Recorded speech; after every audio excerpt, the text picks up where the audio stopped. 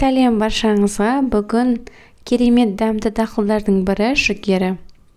Жаз айында жүгері пісіріп жасап көреміз. Алдымен жүгеріні тазалап аламыз.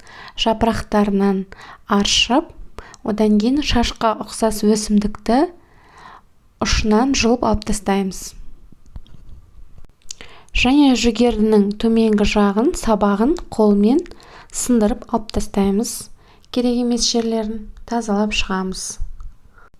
Жалпы жүгеріні пісіру өте оңай. Осылай тазалап алып, қайнап тұрған суға саламыз. 15-20 минуттан кейін дайын болады. Және бір құпиясы, бір ас қасық қант салсаңыз, кукурузамыз, яғни жүгеріміз сондай дәмді болып шығады. Және жұмсақ болады. Достар, сіздерден сұрайтынымыз, подписаться кнопкасын басу, каналымызды қолдап кетейік.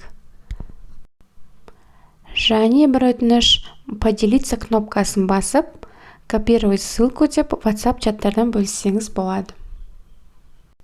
Осылай жүгерінің қалың болған сабағын пышақтың көмегімен немесе қолмен үзіп алып тастаймыз.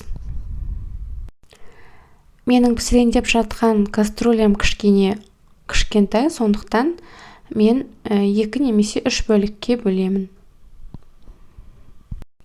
Бұл жерде менде 4 литр су қайнап жатыр. Қайнап тұрған суға ғана жүгерімізді салып қайнатамыз. Салқын суға салуға болмайды, өйткені ол салқын суда қатты болып піспей қалады, немесе өзінің құрамын құртып алады. Осылайша әртүрлі көлемдегі жүгерімізді салып шығамыз. Және жапырағын пайдаланамыз. Жапырағын салған кезде жүгеріге бір сондай өзінше бір дәм береді және аромат береді.